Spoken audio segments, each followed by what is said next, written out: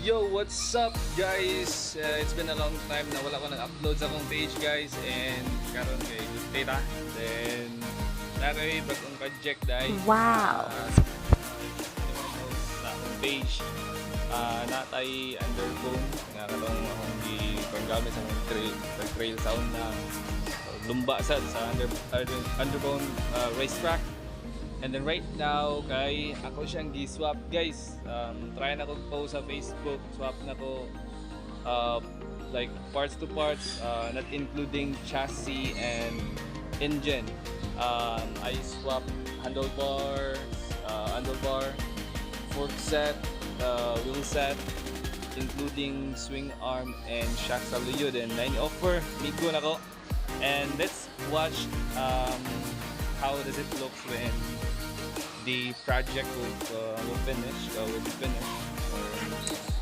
So tanaw na to guys kung naayo ba siya, and hopefully maka-upload ko permanente para mag-vlog na kayo para pag-guess. So that's it guys.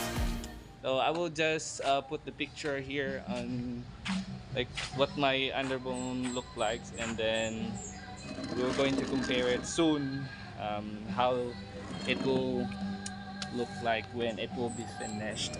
Okay, so yo, naray paapas day. Katong ni offer sa ko nga mag-swap guys. Good thing kayo kay bisag straight swap me. Goods ang parts siya including cover. Then siya ba mo trabaho. And dati siya shop guys at bang sa Rusi. Literally dili na yang shop sa amo nang migo sa sila yung machine shop there, pero I don't know if still operating ba ang workshop, ang machine shop. Pero as far as I know, ang tindahan okay, ang mekaniko na permanente. Yung name guys, Magmag, then full name Charlie Main. He was my classmate during high school days. Then nagkasilingan mi pungtod sa pungtod. So atbang sa kanatbang sa Rusay part of pungtod na siya. So that's it. So thank you kay Mag sa pag-offer sa kan. And let me try also to input the video that he sent to me to swap, and hopefully that to be like it will look good.